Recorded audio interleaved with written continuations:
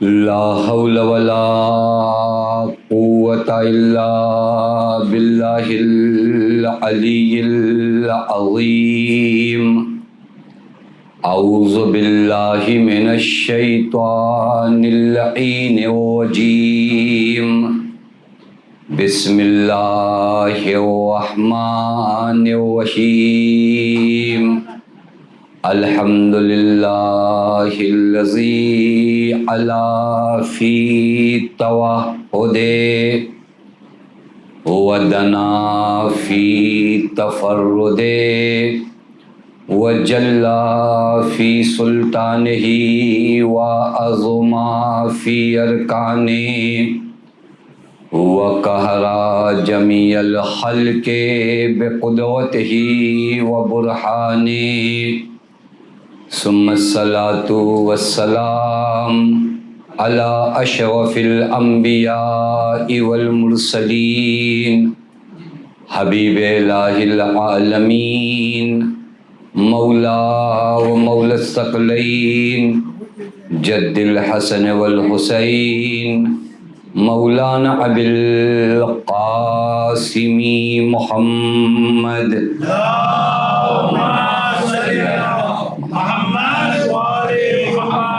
وعلى أهل بيته الطيبين الطاهرين المعصومين المظلومين المنتجبين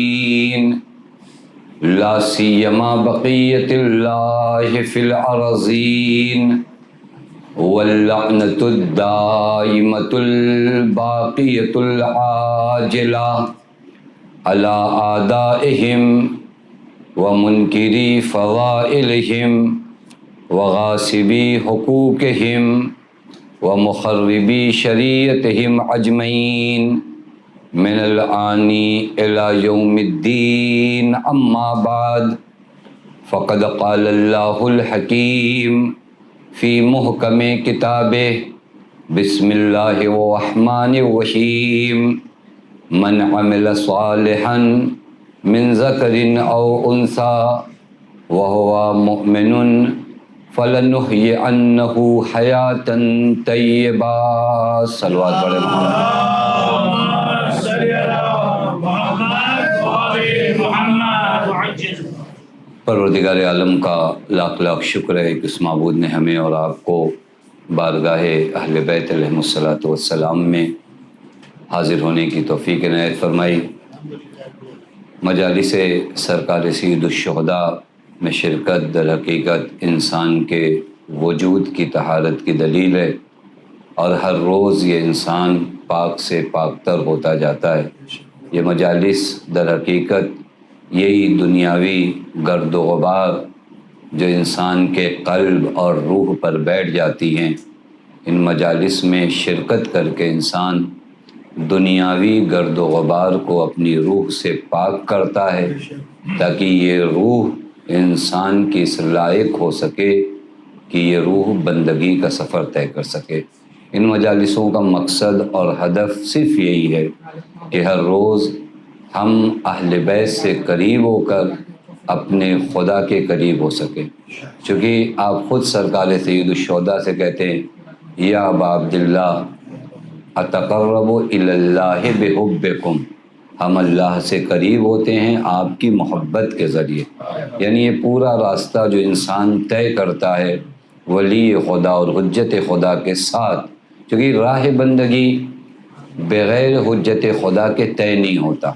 ہم کو اگر یہ لگنے لگے کہ ہم بغیر حجت خدا کے کسی عبادت کو کر کے خدا سے قریب ہوتے ہیں تو یہ راستہ اللہ تعالیٰ نے کسی کے لیے بنایا ہی نہیں.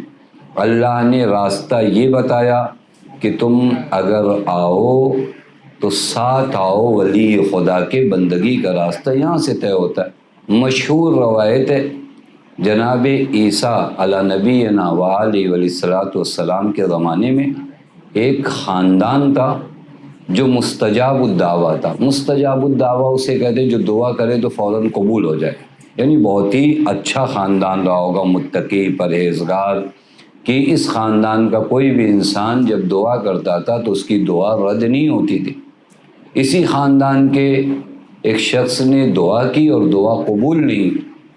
اسے بہت حیرت ہوئی کہ ہمارے خاندان کے لوگ اس قدر خدا کے نزدیک معتبر ہیں کہ اگر دعا کرتے ہیں تو اللہ ان کی دعا کو رد نہیں کرتا. مجھ میں کون سی خرابی آ گئی کہ میں دعا کر رہا ہوں، اللہ تعالیٰ میری دعا کو قبول نہیں کر رہا ہے. آخر کار نبی جناب عیسیٰ کے پاس سے پہنچا، خود انہی کے پاس کہ آپ بتائیے اور آپ خدا سے پوچھئے کہ ایسا کیوں ہے. حضرت عیسیٰ نے اللہ سے مناجات کی اور دریافت کیا، میرے اللہ اس خاندان کے ہر انسان کی دعا قبول ہوتی ہے، اس کی کیوں نہیں ہوتی؟ تو جناب پروردگار عالم نے جناب عیسیٰ سے کہا، عیسیٰ اس کے دل میں تمہاری نبوت کو لے کر شک ہے، یہ اتنی عبادت کرے کہ اس کی انگلیاں بکھر جائیں، اس کی گردن خشک ہو جائے، اس کے بعد بھی اگر مجھ سے کہے تو اس کی کوئی دعا قبول نہیں ہوگی. اور کر رہے ہیں شک کہاں؟ نبوت جناب عیسیٰ میں. جناب عیسیٰ نے اس سے پوچھا، کہا یا نبی اللہ مجھے آپ کی نبوت میں شک ہے. کہنے کا مطلب یہ ہے کہ خدا کیا چاہتا ہے، یہ جو میرے اولیاء ہیں، یہ جو میرے انبیاء ہیں، یہ جو میرے ائمہ ہیں، ان کی نسبت اگر شک کرو گے تو اس وقت نہ تمہاری نماز قبول ہے، نہ تمہارا روزہ قبول ہے، نہ تمہارا حج قبول ہے. یہ وہی مرحلہ ہے جو میں آپ کی خدمت میں عرض کروں کہ ایام عظام بندگی کا سفر طے ہو رہا ہے حسین ابن علی کے ہمراہ، ولی خدا کے ساتھ، حجت خدا کے ساتھ، تب جا کے بندگی کا سفر طے ہوگا. اور اگر ان کے ساتھ ہو تو کامیاب ہو، ان کا ساتھ چھوٹا تو ہی ناکامی. یعنی اگر ان کے ہمراہ آپ چل رہے ہیں تو بندگی کر رہے ہیں، ان کے ہمراہ نہیں ہے تو بندگی کی ادا کر رہے ہو، بندگی نہیں کر رہے ہو. توجہ فرما رہے ہیں، بندگی کی ادائیگی الگ ہے، بندگی کرنا الگ ہے. بندگی کی ادائیگی الگ ہے، ادا کرنا، ایکٹنگ کرنا، ایکٹنگ بندگی کی الگ ہوتی ہے اور بندگی الگ ہوتی ہے.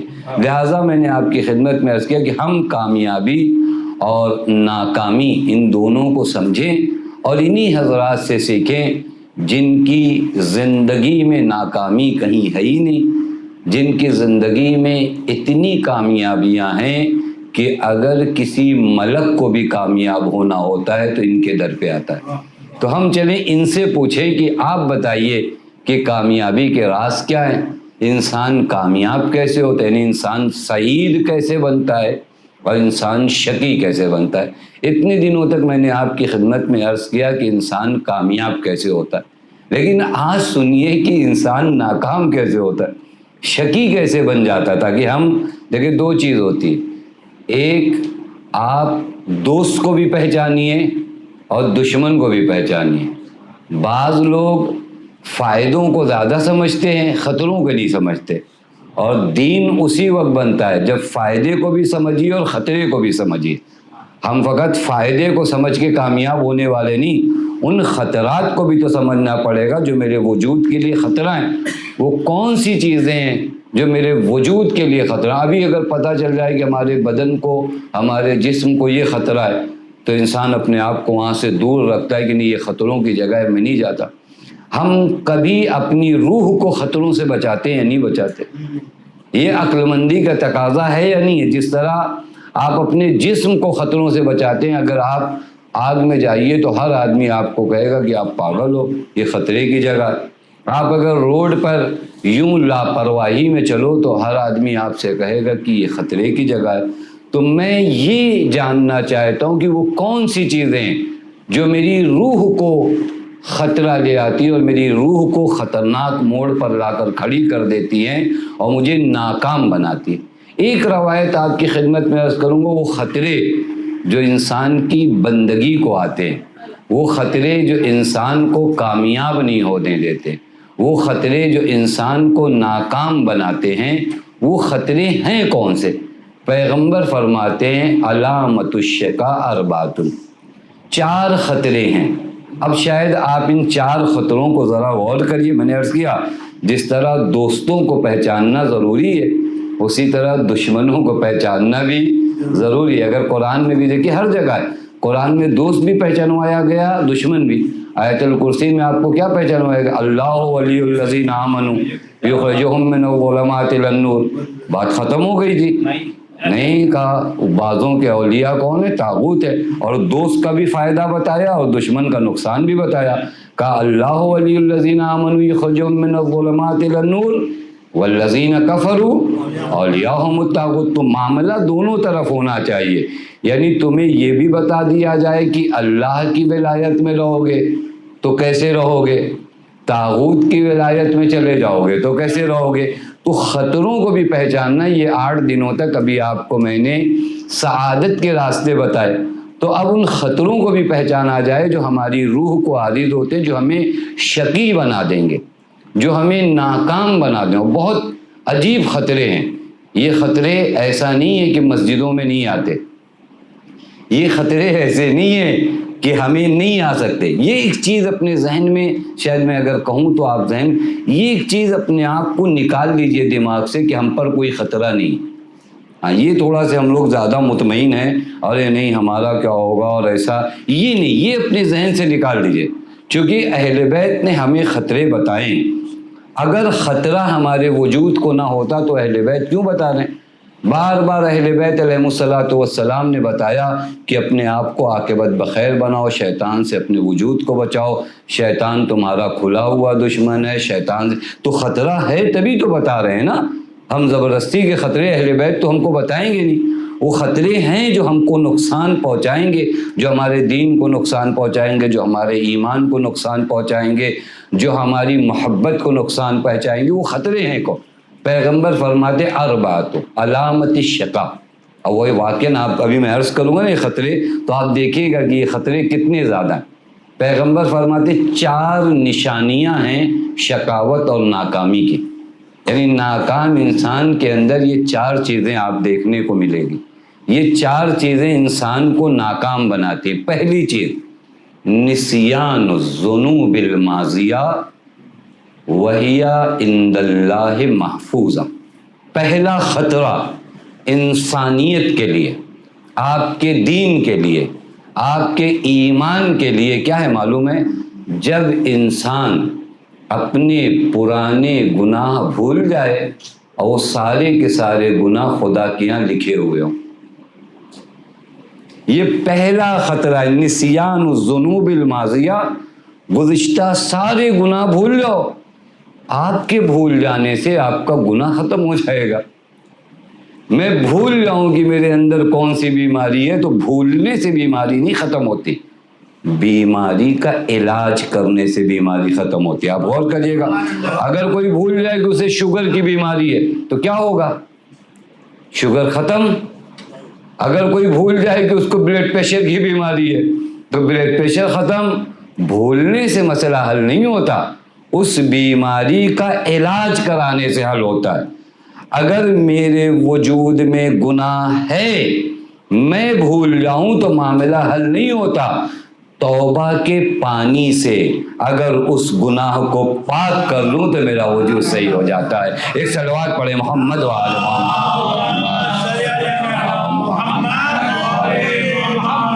ہمارے بھول جانے سے مسئلہ تھوڑی نہیں ہے. ہم کہیں نہیں ہم کو تو یاد نہیں ہم گناہ کیے, تو آپ کو یاد رہنے سے آپ کا گناہ تھوڑی نہیں ختم ہوگا. گناہ آپ کا اپنی جگہ پر موجود ہے. پہلا خطرہ جو تمام انسانوں کو, میں عرض کروں واقعاً اگر اہل بیت نہ ہو تو ہم دنیا میں جینے کا سلیقہ ہی نہیں جان پائے. ہمیں پتہ ہی نہیں چلے کہ ہمارا فائدہ کہاں ہے, ہمارا نقصان کہاں ہے, ہمارے لیے کون سی چیز مفید ہے, ہمارے لیے کون سی چیز نقصان ہے. اہل بیت بتاتے ہیں کہ تمہاری زندگی میں پہلا خطرہ کیا ہے؟ نسیان الذنوب الماضیہ وہی عند اللہ محفوظۃ. تم وہ گناہ جو کر چکے ہو وہ تم بھول گئے ہو, لیکن خدا نے ان تمام گناہوں کو لکھا ہے. خدا نے ان گناہوں کو چھوڑا نہیں ہے. وہ گناہ ہمارے بھولنے سے ختم نہیں ہوتے, وہ گناہ اس وقت ختم ہوتے ہیں جب ہم آب توبہ سے اپنے گناہ کی معافی مانگے. اور یہ اللہ نے یہ فرصت دیا ہے. اللہ نے ہمیں گناہ بھول جانے کا حکم نہیں دیا, اللہ نے کہا ہے گناہوں سے توبہ کرنے کا. اور میں آپ کو بتاؤں ماہ محرم میں میرے دوستو عزیزو، حسین ابن علی کشتی نجات سن 61 ہجری کے لیے نہیں تھے. یہ وہ کشتی نجات ہے جو آج بھی ہے. آج بھی اگر حسین کی بارگاہ میں آؤ اور خدا کے حضور میں کہو میرے اللہ میں جانتا ہوں میرا کوئی اعتبار نہیں، میں جانتا ہوں میں تیرے نزدیک معتبر نہیں ہوں، لیکن جو واسطہ لے کر آیا ہوں نا وہ فاطمہ کے لال کا واسطہ لے کر آیا. اس سے بڑا وسیلہ میرے پاس کوئی نہیں ہے. نہیں ہم زیارت جامعہ میں کہتے میرے اللہ ان سے بڑا میں نے کسی کو نہیں پایا تیرے حضور میں آنے کے لیے. تو محرم وہ جگہ نہیں ہے جہاں انسان خدا کو سرکار سید الشہداء کا واسطہ دے اور لوٹ آئے. دیکھیں گناہ بھولنا نہیں ہے، گناہوں سے لوٹ آنا. توبہ کا معنی کیا ہوتا ہے؟ لوٹ آنے کے. لوٹ آنا بڑا ہنر ہے. میں آپ کو بتاؤں، دیکھیں اب گناہ کبھی یہ مثال دوں تو اور بات، ابھی آپ کبھی روڈ پہ جا رہے ہو، رانگ وے پہ جو آپ نکلتے ہو، معلوم ہے کتنی وجہ سے نکلتے ہو؟ راستہ نہیں معلوم رہتا، رانگ وے پہ چلے گئے. جہالت جسے کہتے ہیں، ہم کو نہیں پتا یہاں سے ٹرن لینا تھا، ہم سیدھا چلے گئے. ایک مرتبہ یہ ہوتا ہے کہ نہیں فون پہ بات کر رہے تھے، راستہ بھی پتا تھا، فون پہ بات کر رہے تھے تو اتنا ہوتے بات کرنے میں کہ آگے نکل گئے. تو اس کو کہتے ہیں غفلت. پہلا نہیں جانتے تو جہالت، ایک مرتبہ فون پہ بات کر رہے تھے تو غفلت. ایک مرتبہ یہ ہوتا ہے، یہ نوجوان بچوں کے ساتھ ہوتا ہے کہ اگر کوئی آپ کو کراس کر کے چلا گیا اوورٹیک، تب آپ کہتے ہو جب تک اس کو پیچھے نہیں کر لوں گا. اب آپ کو معلوم ہے کہ آپ کو آدھے کلومیٹر کے بعد رائٹ لینا ہے، لیکن اب آپ کو وہ سامنے گاڑی بھی دکھ رہی ہے، آپ کو نہیں وہ تو چھوڑو میں اس کو پیچھے کروں گا. اسی کو دین میں کہتے ہیں ہٹ دھرمی. جہالت، غفلت، ہٹ دھرمی. گناہ انہی 3 بنیاد پہ ہوتا ہے. یہاں پہ بھی یا تو جہالت کی بنیاد پہ میں گیا، یا نہیں ہٹ دھرمی کی بنیاد پہ گیا، یا غفلت کی بنیاد پہ گیا. وہ جو راستے میں آپ تینوں مرحلے پہ گئے، چاہے جہالت کی بنیاد پہ، چاہے ہٹ دھرمی کی بنیاد پر، چاہے غفلت کی بنیاد پہ. عقل کیا کہتی ہے؟ عقل یہ کہتی ہے جب دماغ ٹھیک ہو جائے نا تو پہلا یوٹن جو ملے نا وہیں سے آ جاؤ. کسی بھی بنیاد پہ آپ آگے گئے ہو لیکن جو پہلا یوٹن آپ کو ملے آپ وہاں سے لے لو. یہ ہر کسی سے پوچھے کہ بھائی ہماری عقل کیا کہتی ہے. میں جہالت کی بنیاد پہ گیا، میں اوورٹیک کر رہا تھا گیا، میں موبائل پہ بات کر، لیکن عقل کیا کہتی ہے کہ جہاں پہلا موڑ ملے آ جاؤ. تو لوگ کہیں گے کہ ہاں چلو بیچارہ واپس آ گیا. مطلب سمجھ رہے ہیں؟ یہی حال ہمارے گناہ کا. گناہ کیسے بھی ہوا ہو، پہلا وہ مرحلہ جہاں تم کو لگے کہ غلط ہو گیا، وہیں سے خدا کے حضور میں کہو میرے اللہ میں لوٹنا چاہتا ہوں. اور شاید دنیا کی سڑکوں پہ اگر آپ غلط گئے ہو نا تو یوٹن کا انتظار کرنا پڑتا ہے، لیکن خدا کی بارگاہ میں یوٹن کا بھی انتظار نہیں کرنا پڑتا. ایک مرتبہ ٹوٹے دل سے کہو اللہ میں واپس آنا چاہتا ہوں. خدا کہتا ہے میرا بندہ ہے، میرے پاس نہیں آئے گا تو کہاں جائے. یہ دیکھیں یہ نسیان الذنوب الماضیہ، جو گزشتہ گناہ ہیں. اور خدا واحد آپ دیکھیں گے کائنات میں ذات پروردگار عالم ہے جو اپنے توبہ کرنے والے بندوں سے محبت کرتا ہے. ہم اگر کسی کو معاف بھی کر دینا تو محبت دوبارہ نہیں کر پاتے. کسی کی اگر غلطی ہو تو آپ کیا کہتے ہیں؟ چلو معاف کر دیا، لیکن پھر اس کی محبت آپ کے اس کی دل میں عزت بڑھتی. نہیں معاف کر دیا یہی بہت بڑی بات ہے.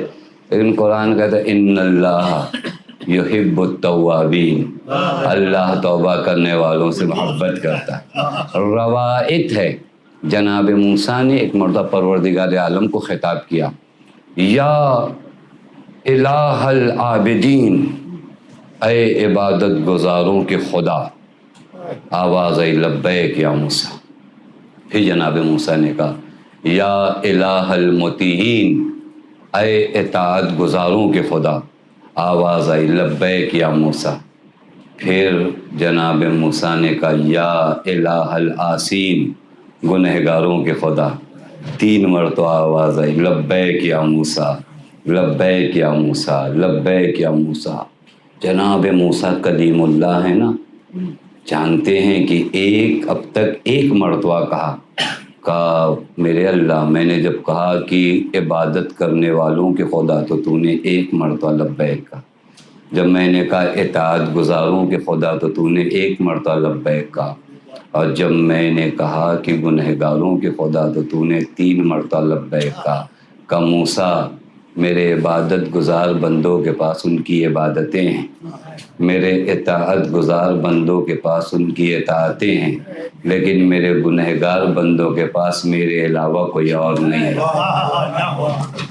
میرے گنہگار بندوں کے پاس میرے علاوہ کوئی اور چیز نہیں ہے، لہذا میں 3 مرتبہ لبیک کہتا ہوں، یا الہ حل آسی۔ یہ پہلا مرحلہ ہے۔ ناکام کون ہے؟ جو اپنے گناہ کیا کرتا ہے؟ بھول جاتا ہے، اور اس کا اثر ہوتا ہے معلوم ہے، ہم جب گناہ اپنے بھول جاتے ہیں نا تو پورے محلے میں ہم ہی شریف نظر آتے ہیں۔ یہ بیماری کہاں سے پیدا ہوتی ہے؟ جو ہم کو لگتا ہے کہ ہم بڑے نیک ہو گئے ہیں، نیک اس وجہ سے ہوئے کہ 15 سال پہلے والا گناہ بھول چکے۔ ایک مرتبہ ایک ڈائری بنائیے جس میں آپ اپنا گناہ نوٹ کرنا شروع کریے نا، تو پورے محلے میں سب سے بڑے برے آدمی آپ خود کو خود لگیں گے۔ یہ جو ہم لوگ اپنے اپنے مزاج میں اچھے بنے ہیں، کیوں؟ نسیان الذنوب الماضیہ، چونکہ ہم گزشتہ گناہ بھول گئے ہیں۔ وَهِيَ عِندَ اللَّهِ مَحْفُوظًا، یہ ایک مطلب ہو گیا۔ دوسرا ناکامی کا راز کیا ہے معلوم ہے؟ ذکر الحسنات الماضیہ وَهُوَ لَا يَدْرِي قُبِّلَتْ اور ردت۔ انسان ناکام کون ہے معلوم ہے؟ جو اپنے گزرے ہوئے نیکیوں کو خوب یاد کرتا ہے، دیکھیں ایک دم الٹا ہے، گزرے ہوئے گناہوں کو بھولا ہے جبکہ خدا کے پاس محفوظ ہے۔ گزشتہ میں جو اس نے نیکیاں کیا تو اسے خوب یاد کرتا ہے، جبکہ اسے یہ بھی نہیں پتا کہ ان میں سے کتنی قبول ہوئی ہیں، کتنی لوٹا دی گئی۔ یہ ناکام آدمی۔ یہ کیوں ناکام آدمی ہے؟ اس کو اپنی نیکیاں 10 سال پہلے اگر کسی کو اس نے کھانا کھلایا تھا نا، اس کی میموری سے وہ گئے ہی نہیں۔ ابھی بھی اگر 5 آدمی کے سامنے بیٹھتا ہے تو ارے آپ پوچھئے نہیں، ایک بھوکے کو ہم نے دیکھا تھا اور پھر ہم نے جیب میں ہاتھ ڈالا اور پھر ہم نے کھانا کھلایا، اور یہ ذکر الحسنات الماضیہ، یہ انسان کے اندر تکبر لاتا ہے، یہ انسان کے اندر عجب لے آتا ہے۔ یہ اپنی نیکیوں کو یاد کرتا ہے، اسے یاد کرنا چاہیے تھا اپنے گناہوں کو، اور یہ ان نیکیوں کو یاد کرتا ہے جس کے بارے میں یہ جانتا ہی نہیں۔ خوب عمل نیک آپ نے انجام دیا، لیکن یہ گارنٹی کیا ہے کہ وہ قبول ہوا یا قبول نہیں ہوا؟ ہمارا سب سے بڑا پرابلم معلوم ہے، ہم نماز پڑھ کے سمجھتے ہیں کہ ختم نہیں۔ نماز جو آپ نے پڑھی ہے یہ توضیح المسائل بتائے گی کہ صحیح پڑھی ہے یا نہیں پڑھی ہے، لیکن نماز قبول ہوئی ہے یا قبول نہیں، یہ کہاں سے پتہ چلے؟ قبولیت عمل کے لیے میں نے کوئی قدم اٹھایا یا نہیں اٹھایا، مجھے یقین ہی نہیں ہے کہ میری نماز قبول ہوئی۔ واقعی قبول کے لیے الگ ہے نا، اس کی اپنی شرائط ہیں۔ کسی عمل کے قبول ہونے کے لیے یوں نہیں ہے کہ آپ نے پڑھا اور قبول ہو گئی، آپ نے کیا تو قبول ہو گئی۔ 2 رکعت نماز بھی اگر آپ کی قبول ہے نا تو آپ جہنم میں نہیں جا سکتے۔ آپ کو معلوم ہے قبولیت کا معنی کیا ہوتا ہے؟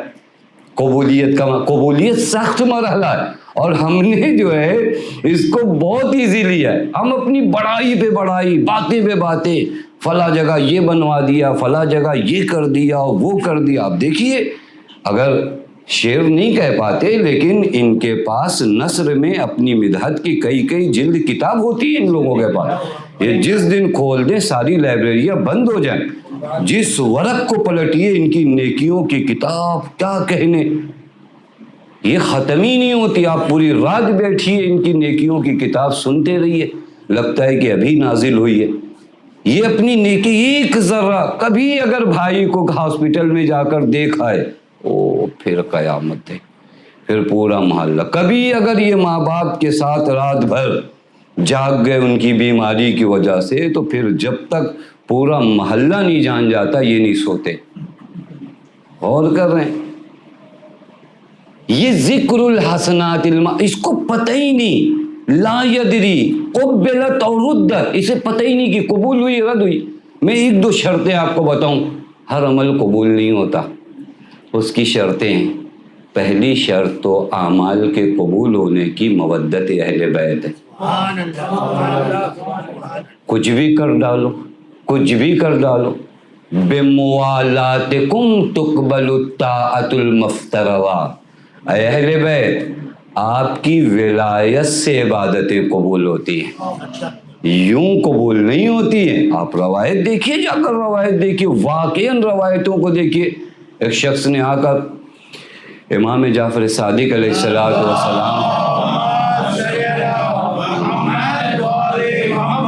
اس نے کہا مولا میں ایک ایسے شخص کے ساتھ رہتا ہوں جو اتنا قرآن پڑھتا ہے، اتنی دعائیں پڑھتا ہے کہ اس کے قرآن اور دعاؤں کی آواز سے میں اٹھتا ہوں، بڑا نیک آدمی یہ حضرت نے سوال کیا، حضرت نے کہا هل يعرف شيئا مما انت علیہ، یہ سب اپنی جگہ، اتنا بتاؤ اس کے پاس وہ معرفت ہے جو تمہارے پاس ہے، یعنی ان چیزوں پہ عقیدہ رکھتا ہے جن چیزوں پہ تم عقیدہ رکھتے ہو۔ اس نے کہا مولا یہ تو نہیں پوچھا میں نے۔ حضرت نے کہا پوچھنا۔ یہ کہتے ہیں اگلے سال حج پہ پھر گیا میں، حضرت سے ملاقات کی اور پھر میں نے حضرت سے پھر وہی بتایا کہ مولا ہاں ایسا ہے ایسا ہے۔ حضرت نے پھر وہی سوال کیا هل يعرف شيئا مما انت علیہ، کیا اس چیز پہ عقیدہ رکھتا ہے جس پر تم عقیدہ رکھتے ہو؟ انہوں نے کہا مولا آپ کی پوچھ کر آیا ہوں۔ اس نے کہا نہیں۔ تو پھر اب حضرت نے ان سے سوال کیا ایو بقائن عظمت و حرمتن، تم مجھے بتاؤ کائنات میں سب سے مقدس جگہ کون سی؟ تو اس نے کہا اللہ عالم و رسول ہو ابن رسول، اللہ جانے رسول جانے آپ جانے۔ امام نے فرمایا ما بین المقام، خانہ کعبہ اور مقام ابراہیم کے درمیان یہ ایک جگہ ہے جس کو کہا جاتا ہے روضۃ من ریاض الجنہ، اور پھر بین المنبر والقبر روضۃ من ریاض الجنہ مدینے میں۔ حضرت نے فرمایا یہ وہ دو بقاع ہیں جو اعظم و حرمتن ہیں۔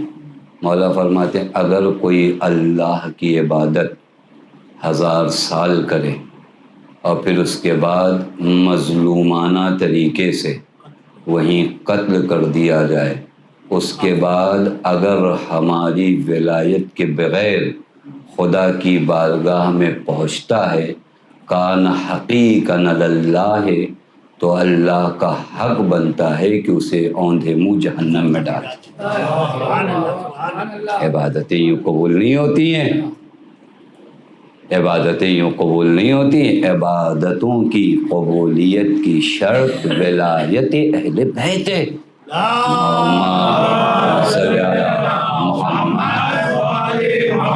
مودت اہل بیت ہے۔ اسی طرح عبادتوں کی قبولیت کی شرط خلوص ہے۔ آپ اگر خدا کے لیے کوئی کام نہیں کر رہے، آپ نماز پڑھو، آپ کی نماز بالکل ایسے ہی ہے کہ آپ نے قبلے کی جانب پشت کر کے نماز پڑھی ہے۔ اصلاً 2 گھنٹے آپ نماز پڑھو، اگر یہ نماز خدا کے لیے نہیں ہے بات ختم ہو گئی۔ خلوص نہیں ہے، انسان کا کوئی عمل قبول نہیں ہے۔ تیسری شرط جو اعمال، یہ اگر رکتا میں تو یہاں آپ کو تفصیل سے بتاتا کہ قبولیت اعمال اتنا اہم مرحلہ ہے، اتنا اہم مرحلہ ہے کہ جناب ابراہیم علی نبینا و علیہ وآلہ الصلاۃ والسلام نے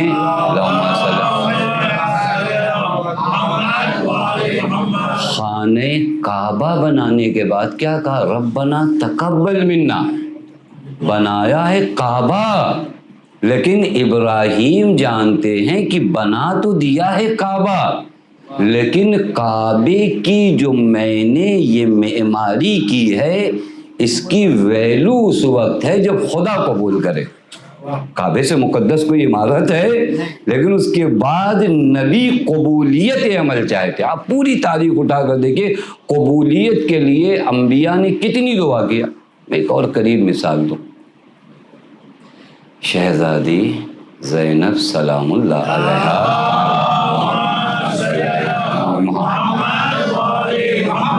اس عظیم قربانی کے بعد جو سرکار سید الشہداء نے دی، آپ سب سنتے ہیں نا، مصائب میں سنتے ہیں، کیا فرمایا؟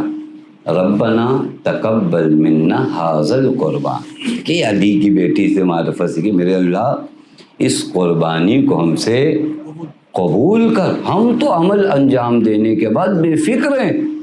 یہاں دین بار بار بتا رہا ہے کہ قبولیت عمل بہت امپورٹنٹ ہے، خلوص، ولایت اہل بیت، اور ایک قبولیت عمل کے لیے جو بہت اہم شرط ہے وہ آپ کا اخلاق ہے۔ اخلاق ہے، نماز پڑھ کے کام ختم نہیں ہو جاتا، نماز پڑھ کے کام ختم نہیں ہو جاتا۔ روایت کہتی ہے اللہ تعالیٰ آگ کے والدین، یعنی جس کو والدین آگ کر دیں تو اللہ تعالیٰ اس سے کہتا ہے اعمل ما شئتا، تیرے جو دل میں آئے کر، میں تجھے جہنم میں ڈالوں گا۔ یعنی یہ جو اخلاق ہمارا ہے روایت میں اگر کوئی خاتون اپنے شوہر کو راضی نہ کرے، یعنی ناراض کرے، غضبناک کرے اور رات بھر عبادت کرے، اللہ قبول نہیں کرتا۔ اسی طرح مرد کے لیے بھی ہے، ہاں یہ ایک طرف کی باتیں نہیں ہو، وہ روایت کہتے ہو وَعَلَى الرَّجُلِ مِثْلُ ذَلِكَ، اسی طرح بہت اچھے نمازی ہو آپ، لیکن آپ گھر میں کیسے ہو؟ آپ بہت اچھا روزہ رکھتے ہو، آپ بہت بڑے دیدار ہو، لیکن آپ کی دیداری فقط مسجد میں نہیں پتہ چلے گی۔ دیدار جو مسجدوں کے خالی ہوتے ہیں نا وہ اور ہوتے ہیں، جو پوری زندگی میں دیدار ہوتے ہیں وہ اور ہوتے ہیں۔ مسجدوں کے دیدار مت بنو گی، فقط وقت پہ نماز پڑھتے ہیں ہم صاحب، لیکن گھر میں ہمارا اخلاق دیکھنے لائق ہے، وہ تو نہیں ہوئی بات۔ وہ آپ کا نماز، وہ آپ کا روزہ، وہ آپ کا حج، وہ آپ کا زکوٰۃ سب رہے گا، پس قبولیت عمل، پس کامیابی ناکامی کیا؟ دوسرا ریزن کیا ہے؟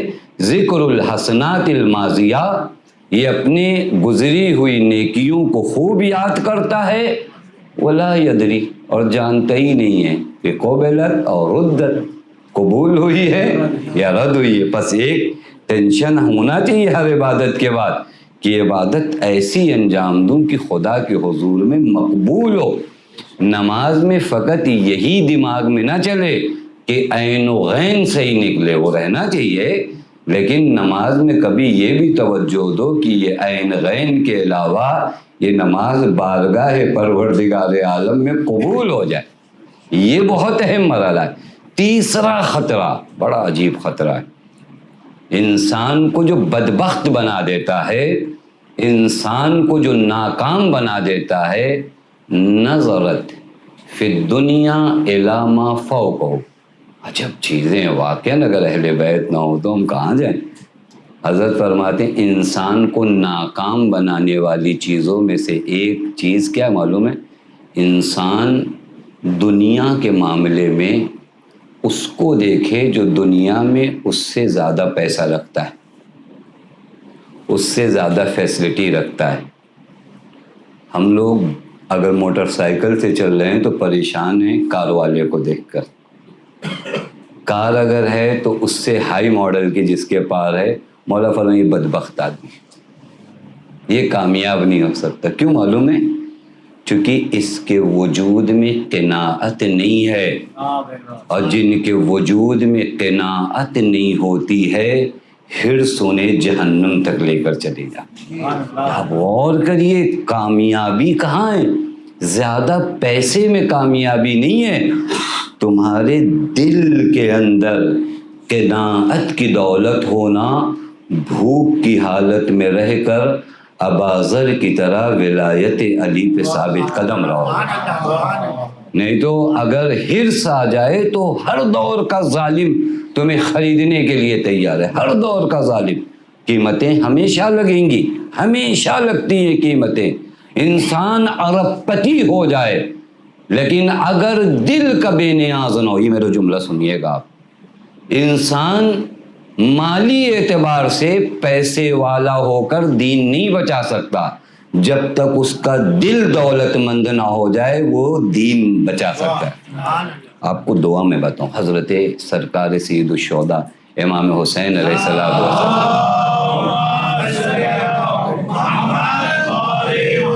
بڑی حسین دعا ہے، محرم میں اس کو یاد کریے، جب دعا ہے مولا کی. مولا فرماتے اللہم اجعل غنای نفسی، میرے اللہ مجھے غنی بنا دے، بے نیاز بنا دے، دولت دے دے. کون سی دولت؟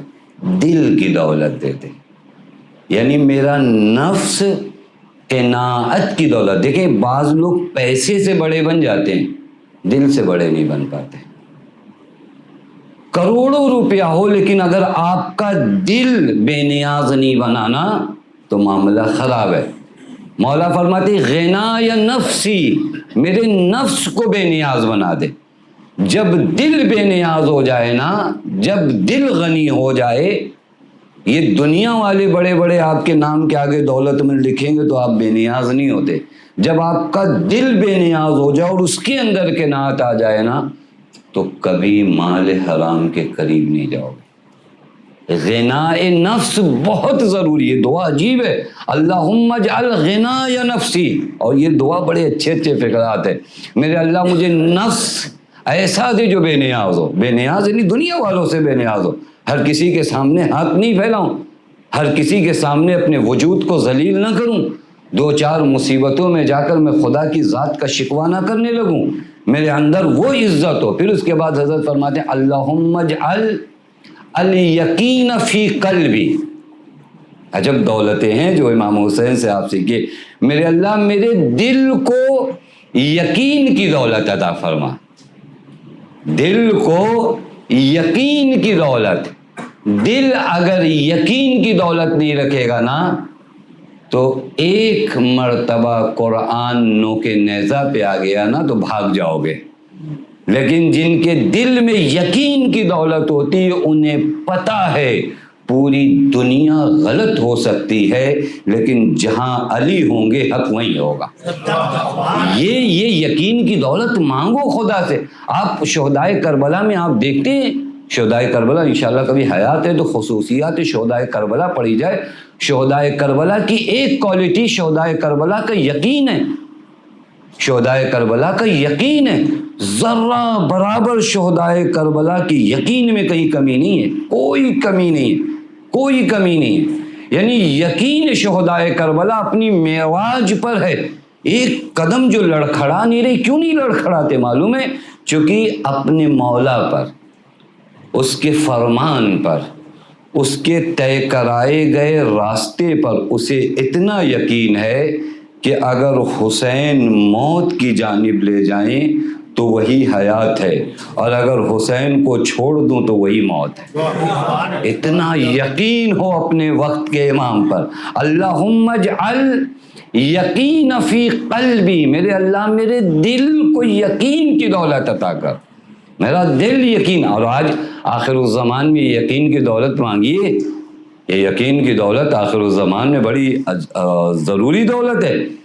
غیبت کا زمانہ طولانی ہوتا جا رہا ہے. کچھ لوگ لگے ہیں جو آپ کو اس طرح کا احساس دلوائیں کہ نہیں کون ہے پرسان حال.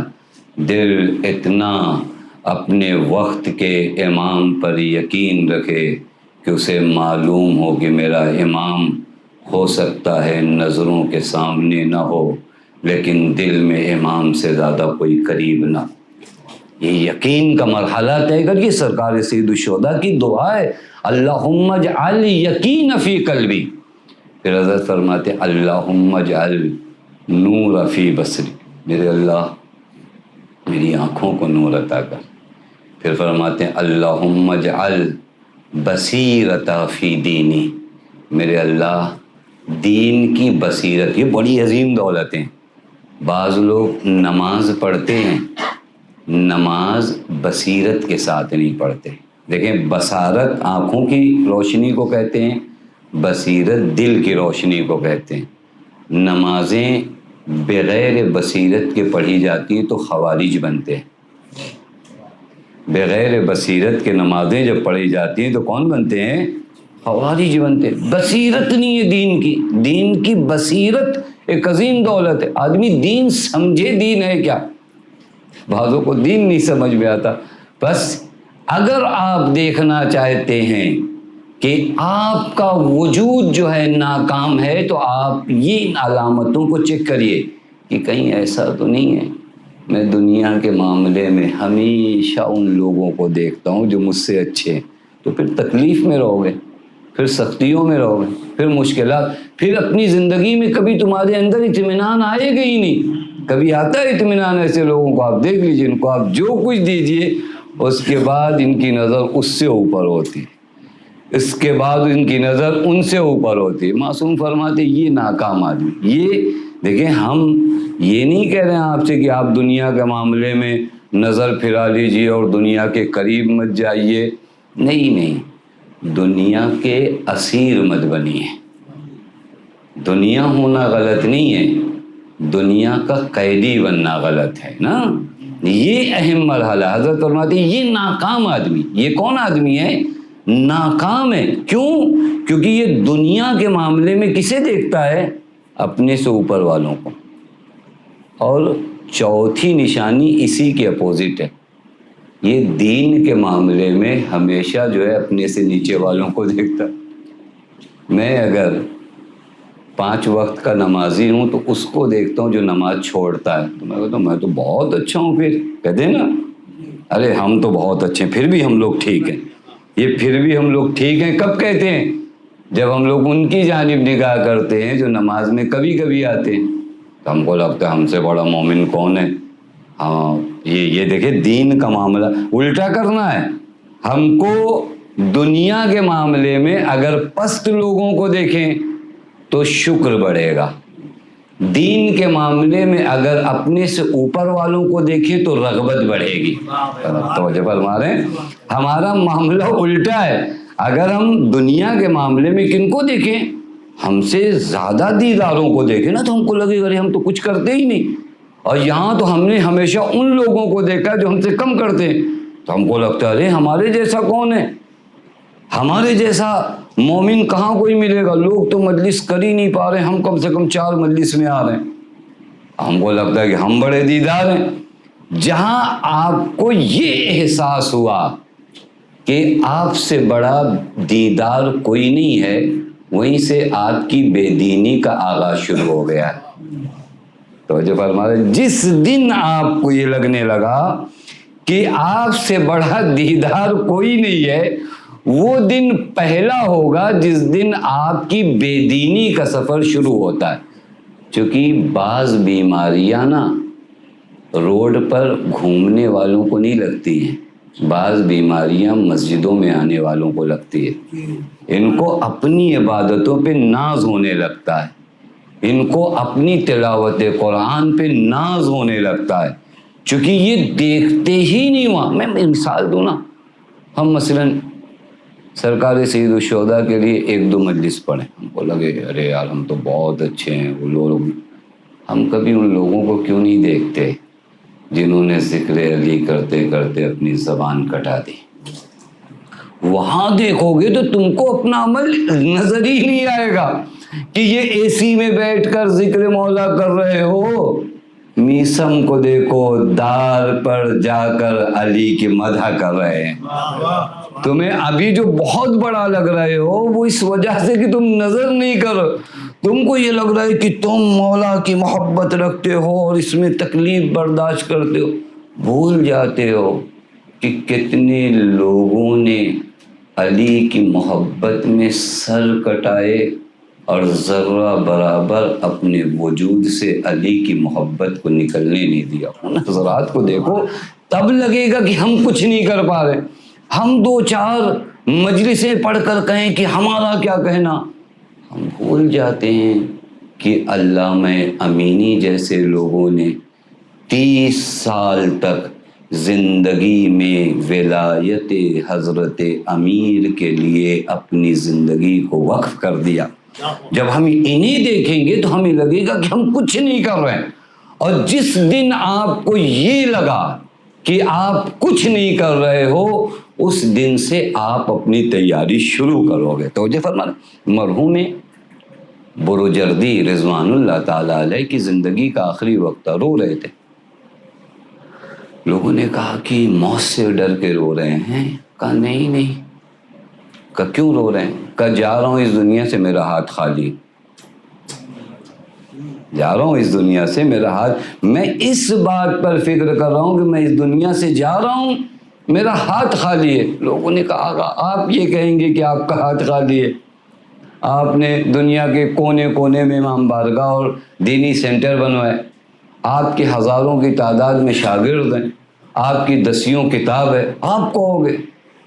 فرمایا فَإِنَّ النَّاقِدَ هُوَ الْبَصِيرُ، تمہیں پتہ ہی نہیں جس خدا کے حضور میں اس عمل کو جانا ہے وہ کتنی دقت سے عمل کو ملاحظہ کرتا ہے۔ تب انسان کو لگے گا کہ عمل، ابھی ہم عجب کی بیماری میں، جب تک میں حرص عجب ان بیماریوں میں رہوں گا میں کامیاب نہیں ہو سکتا۔ میں ان لوگوں کی جانب خاص نگاہیں کروں دین کے معاملے میں جو دینی معاملے میں مجھ سے آگے ہیں۔ دنیاوی معاملے میں اگر ہم نے ان لوگوں کو دیکھا جو تھوڑا سے کمزور ہیں تو ہم کو سکون ہوگا۔ مثلا جس کے پاس ایک چھوٹا سے گھر ہے وہ کرایہ دار کو دیکھے تو سکون ہوگا، جس کی صحت ہے وہ بیمار کو دیکھے تو اس کو لگے گا، تو یہ شکر بڑھے گا۔ یہاں جب وہ دیداروں کو دیکھے تو ان لوگوں کو نہ دیکھے۔ یہ وہ چیزیں ہیں جو انسان کو کامیاب بناتی ہیں۔ ان علامتوں کو اگر کہیں دیکھیے تو سمجھیے وہ ناکام آدمی، وہ انسان وہ نہیں ہے جو کامیابی کے راستے طے کر سکے گا۔ یہی کربلا پوری دنیا کو بتاتی ہے کہ کامیابی کیا ہے، ناکامی کیا ہے۔ آپ کربلا کے حضور میں آؤ، واقعاً کبھی آپ دیکھو کہ کربلا نے کامیابی کے کیا راز بتائے۔ دنیا میں کامیابی کے راز کچھ اور ہیں، کربلا کہتی ہے حسین کی راہ میں سر قلم کر دو، یہ کامیاب۔ آپ شہزادے علی اکبر کی کامیابی دیکھو نا، کیا جملہ فرمایا، اولسنا علی الحق۔ یہ سوال جاننے کے لیے نہیں ہے، یہ سوال دنیا تک پیغام پہنچانے کے لیے۔ چونکہ اکبر کو یقین نہیں ہوگا تو کس کو یقین ہوگا؟ جانتے ہیں حق ہمارے ساتھ ہے، بس باپ سے اتنا پوچھ کر دنیا والوں کو پیغام دے رہے، بابا ہم حق پر نہیں ہیں۔ کہا میرے لال ہم حق پر نہیں ہوں گے تو کون ہوگا؟ تو فرمایا بابا پھر فکر کس بات کی، جب ہم حق پر ہیں۔ یعنی اکبر نے کامیابی کا نعرہ کیا بتایا کہ کامیابی جان بچا لینے میں نہیں ہے، اگر حق پر ہو جان چلی جاتی ہے تو کامیاب، اگر حق پر ہو تو جان چلی بھی جائے تو کامیاب، اور اگر باطل پہ ہو تو جان بچ کے بھی ناکام۔ پوری تاریخ دیکھو، کربلا میں جو لوگ بچے ان ظالموں میں سب ناکام، جنہوں نے حق کی راہ میں کیا کیا، اپنی جانوں کو قربان کیا۔ تو آپ کیا کہتے ہو، فَيَا لَيْتَنِي كُنْتُ مَعَكُمْ فَأَفُوزُ مَعَكُمْ، تو ہم بھی کامیاب ہو جاتے۔ یہ کہاں کامیاب ہوئے؟ کہا انہوں نے راہ حق میں جان دے دی۔ ہاں عزیزو، راہ حق میں اگر اولاد قربان کرنا پڑے تو اولاد قربان، راہ حق میں اگر اپنا سب کچھ لٹانا پڑے تو اپنا سب کچھ لٹا۔ حسین ابن علی اپنا سب کچھ لٹا رہے ہیں۔ ہاں یہ وہ ایام ہیں، یہ بہت سخت ایام ہیں، بہت سخت ایام۔ لیکن کب سے آپ محرم کا انتظار کرتے ہیں، اور جب اس کی تاریخیں آتی ہیں تو اتنی تیزی سے گزر جاتی ہیں کہ ہم جس طرح پرسہ دینے کا حق ہے پرسہ نہیں دے پاتے۔ ہم بی بی سیدہ سے کہیں گے بی بی ہمیں معاف کرنا، بی بی ہمیں معاف کرنا، ہم کیا آپ کو پرسہ دے پائیں گے؟ ہم گنہگار لوگ، ہم وہ ادب کا خیال بھی نہیں کر پاتے بی بی، بس یہ ہے کہ آپ کے غلام ہیں، ہم سے پرسہ قبول کر لو۔ اللہ اکبر، ارباب اللہ۔ آج مولا علی اکبر کی شہادت پڑھنی ہے، بڑا سخت مرحلہ ہے۔ جناب علی اکبر کی شہادت پڑھنا خدا کی قسم بہت سخت مرحلہ ہے، چونکہ یہ وہ شہادت ہے نا جس شہادت کو بی بی زہرا بھی نہیں سن پاتی ہیں. سمجھے معاملے کو، اس شہادت کو زہرائے مرضیہ بھی نہیں سن پاتی. آپ نے سنا نا جب امام حسین نے کہا تھا دیکھو اب جب شب جمعہ میرے روزے پہ آنا نا تو میرے اکبر کا مصائب مت پڑھنا. اس نے کہا مولا کوئی غلطی ہو گئی مصائب پڑھنے میں؟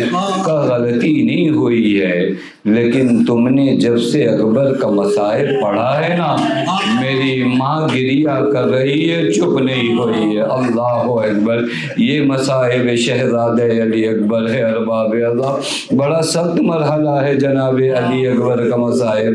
بعض تواریخ میں ملتا ہے جب یزید نے جناب علی اکبر کا سر دیکھا نا تو اس ملعون نے ایک جملہ کہا تم نے اکبر کو مار دیا تھا تو حسین کو مارنے کی ضرورت نہیں.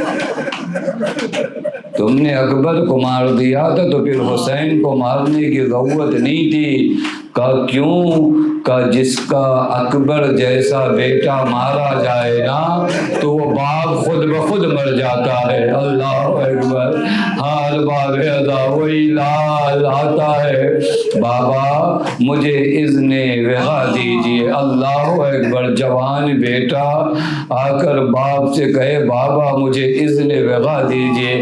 عجب نہیں. حسین نے کہا بیٹا جاؤ پہلے پھوپھی سے ملاقات کر لو. بس عزیزو جب اکبر پھوپھی کی بارگاہ میں آئے نا ایک جملہ کا پھوپھی اماں اگر آپ سے دادی زہرا نے پوچھ لیا کہ زینب تمہیں اکبر پیارا تھا یا حسین پیارا تھا، زینب نے کہا اکبر جاؤ. زینب نے اجازت دے دیا.